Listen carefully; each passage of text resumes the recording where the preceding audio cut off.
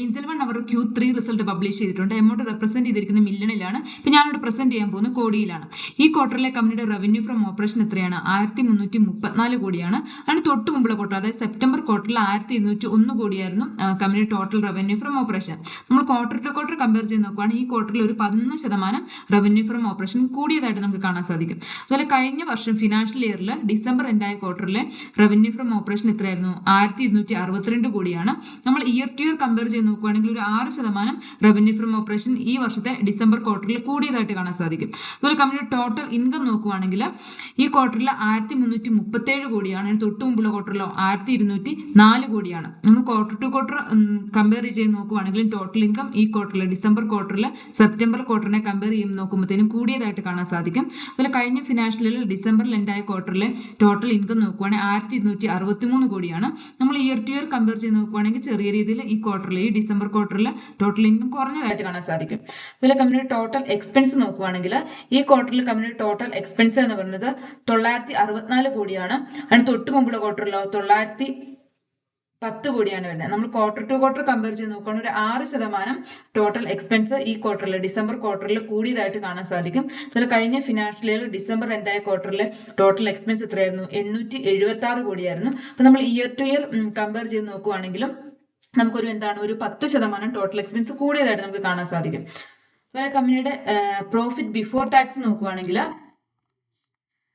ഈ ക്വാർട്ടറിൽ 373 കോടിയാണ്. തൊട്ട് മുമ്പുള്ള ക്വാർട്ടറിലോ 293 കോടിയാണ്. നമ്മൾ ക്വാർട്ടർ ടു ക്വാർട്ടർ കമ്പയർ ചെയ്ത് നോക്കുകയാണെങ്കിൽ പ്രോഫിറ്റ് ബിഫോർ ടാക്സ് ഒരു 27% സെപ്റ്റംബർ ക്വാർട്ടറിനെ കമ്പയർ ചെയ്ത് നോക്കുമ്പോൾ ഡിസംബർ ക്വാർട്ടറിൽ കൂടിയതായിട്ട് കാണാൻ സാധിക്കും. കഴിഞ്ഞ വർഷത്തെ നോക്കുകയാണെങ്കിൽ പ്രോഫിറ്റ് ബിഫോർ ടാക്സ് എന്ന് പറയുന്നത്, അതായത് ഡിസംബർ ക്വാർട്ടറിൽ ഉണ്ടായ പ്രോഫിറ്റ് ബിഫോർ ടാക്സ് എന്ന് പറയുന്നത് 387 കോടിയാണ്. നമ്മൾ ഇയർ ടു ഇയർ കമ്പയർ ചെയ്ത് നോക്കുകയാണെങ്കിൽ ഈ ഡിസംബർ ക്വാർട്ടറിൽ, അതായത് ഈ വർഷത്തെ ഡിസംബർ ക്വാർട്ടറിൽ ഒരു 4% PBT, അതായത് പ്രോഫിറ്റ് ബിഫോർ ടാക്സ് കുറഞ്ഞതായിട്ട് നമുക്ക് കാണാൻ സാധിക്കും.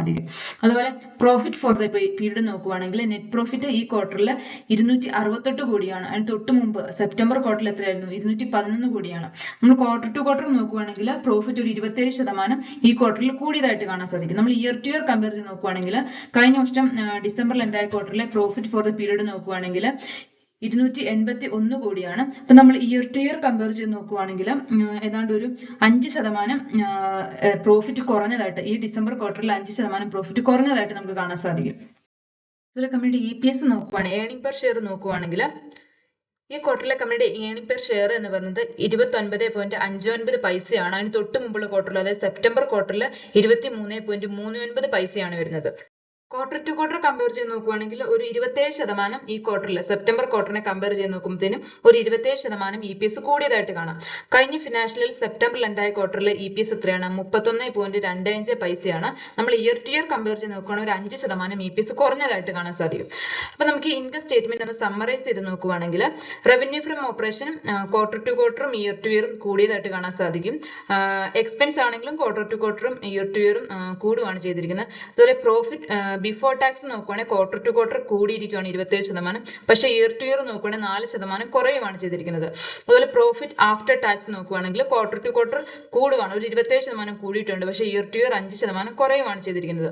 അതുപോലെ EPS ഏർണിംഗ് പെർ ഷെയർ നോക്കുകയാണെങ്കിലും ക്വാർട്ടർ ടു ക്വാർട്ടർ ഗ്രോത്ത് ഉണ്ട്, ഒരു 27% കൂടിയതായിട്ട് നമുക്ക് കാണാൻ സാധിക്കും, പക്ഷേ ഇയർ ടു ഇയർ ഒരു 5% കുറഞ്ഞതായിട്ട് നമുക്ക് കാണാൻ സാധിക്കും.